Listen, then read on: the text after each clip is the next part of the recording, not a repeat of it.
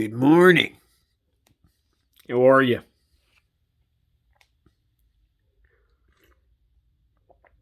Mediocre morning wrap on October 25th, 2021. It is Monday. We have to coach on Mondays too, though.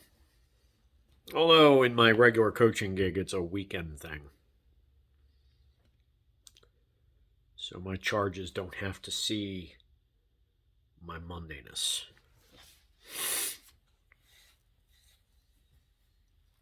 Figured I'd talk about some coaching stuff today. We'll talk about some coaching carousel stuff that's going on in both the English Premier League, European football, as well as although I'm going to stay off the continent for now, and the NFL. I might cover the continent for places like Barca or some of the other leagues that are going on. But the EPL, I'll go into some pluses and minuses over what's going on. On the plus side, Arsenal got out to a 3 start, and two of the first team they played, they're mid-table now. The other two are in the top four right now, and were spoken about as favorites to win the whole thing. 20-team league. They bageled. They didn't even score. All of a sudden, they turned it around. Okay, they're four wins, 2 draws. They're without a blemish in the last 6, as well as a League Cup win or 2 sandwiched in there. So playing very well, and yet they've got more in the tank. They certainly do. Arteta's got that thing turned around, and I kind of knew he would. And it's funny how quickly they've moved off of him. The press is just, they found fresh meat. Because that's what they do. Part of being a coach.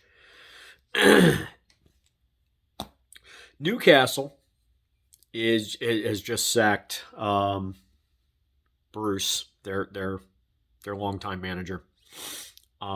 He wasn't getting it done. Nice man. Horrible situation. Newcastle, way back when, decades ago, was a top shelf organization. They're in disrepair now. It's going to have to be a turnaround artist. So it's not going to be one of these rented guns, hired guns that goes, like an Urban Meyer would be in the NFL. Somebody that's like, I've won championships. I'll come there to get out in front of something. But I ain't doing a turnaround. So we're going to see. That's going to be the interesting narrative over the next 2 to 3 months. Who's going to take the Newcastle job? That's going to be very interesting because they're going to have a lot of money. A lot of money to spend. They're now the wealthiest club in Europe. Probably in Europe, actually. Let alone in Britain.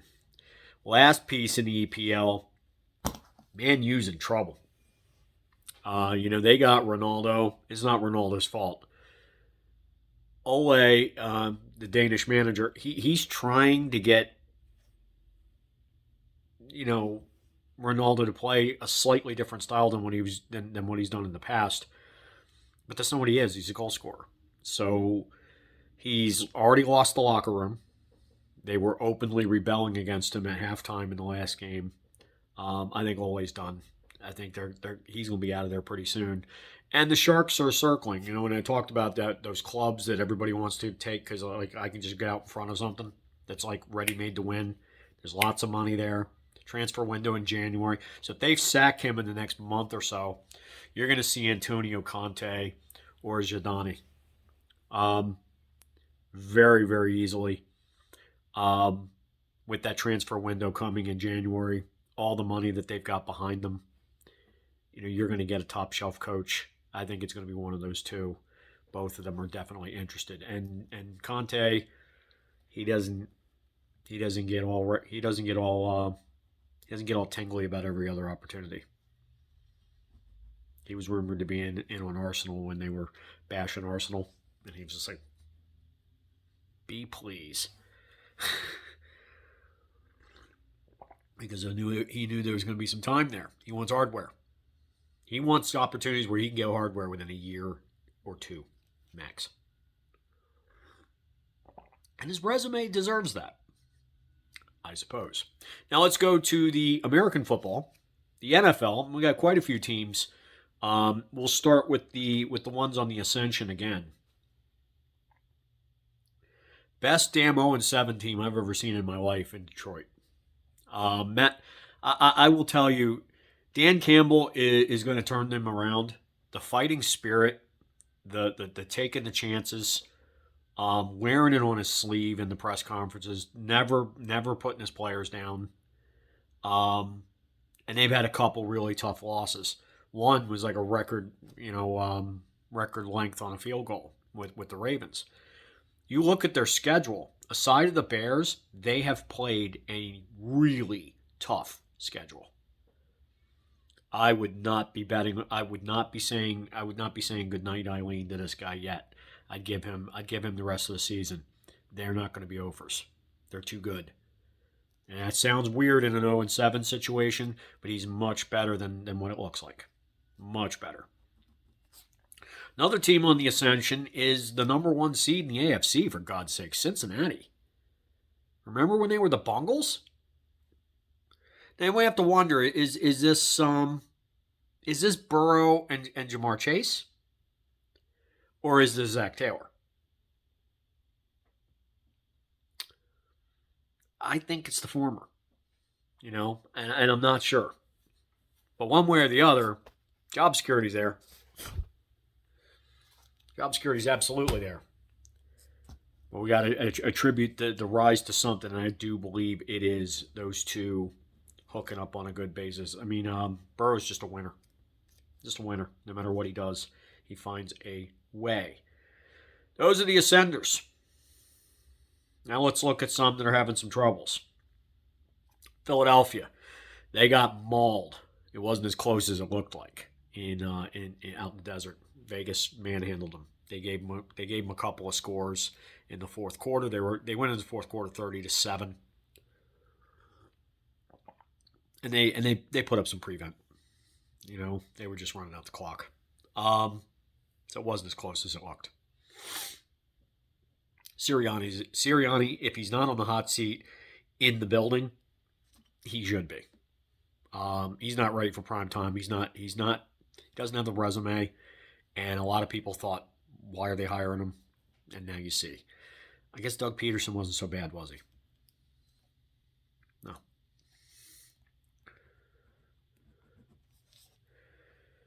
Another one that's hitting the skids is the Miami Dolphins. That is a train wreck. And that train wreck is known as Tua. Inopportune turnovers. Injuries, because he's too small. When they had the bearded one backing him up before he went to DC, you could fall back on a veteran that would bail you out. Now that defense just isn't enough, and now they've even lost to the Jacksonville Jaguars, and when they were over. They get rid of Tua. I think this coach deserves more time, but they are in trouble. But they need to make a wholesale change there at quarterback. Let's see. The Jets. Saleh needs more time. He gets there. It was already the Titanic. It was already a long-term project. And then the O-line. We've had 2 or 3 O-line injuries. DeBrickashaw being one of them. How in the world are you going to turn this ship around if you don't even have a line in front of the kid? And now he might be gone for the season. So it's a train wreck, but he does need more time. And one guy I kind of mentioned backhandedly, Jacksonville being not on the rise, but on the stable. Nobody's out for his head right now. Jacksonville, Urban has kept them fighting. Okay, and I think that I was a little surprised by that, but what I will say is that last win buys him some time. But the fact that they're fighting the way that they are says a lot for his future. I think he's got a good chance of sticking which is absolutely amazing. And then the final train wreck of the day, the Kansas City Chiefs. They're under 500. Now, a prognosticator and an evaluator like myself, oh yeah, it was me, said something about how their offense was exposed in the Super Bowl. And that people would be taking notes and know they weren't going to go 20-0. That was ludicrous. Now you're seeing what we saw in the Super Bowl every single freaking week. And now you have a quarterback who's a gunslinger, takes lots of chances, but he's looking mighty average, isn't he? 16 interceptions in his last 16 games. Where are the MVP chants? Where's the he's in the Hall of Fame chants? I don't see them anymore. Everybody's real quiet now. Okay? He's got problems there. The person that I find at fault, I mean, Andy Reid has plenty of capital left. He's going to survive this. Okay? He's brought a Lombardi there. He's got the credit. He's fine. The one that's really plummeting is Eric Bieniemy.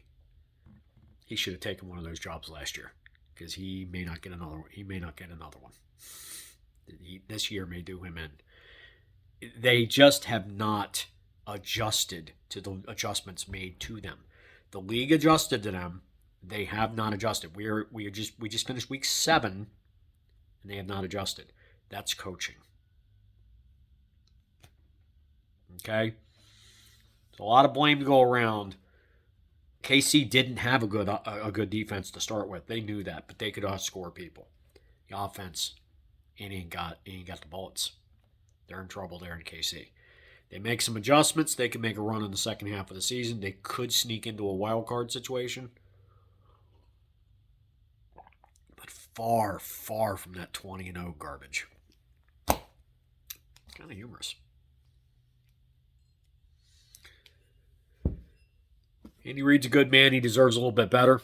But he's going to have to double down. He's going to have to dig down in his bag, and he's going to have to figure out some ways to get Bieniemy to make some adjustments. He's going to have to sit him down and go, look, cuz, this isn't working. What are we doing? Maybe go a little less rhythm. Things of that nature. Maybe bulk up, get stronger receivers, bigger receivers like the DK Metcalf types instead of these speed burners who can get knocked off their routes like that. That might have something to do with it. Just saying. So that's all I got today. Not too much of a screed, not too much yelling, not too much anger, even though it's a Monday. You got off light.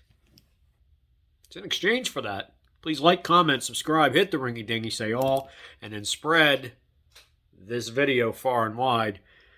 Sharing is caring, and I need all the sharing I can get, and all the caring I can get. They go hand in hand. Interchangeable. And I will holler at you Wednesday. You guys have a great couple of days, and I will see you Wednesday on a topic to be determined. Peace out, me homies.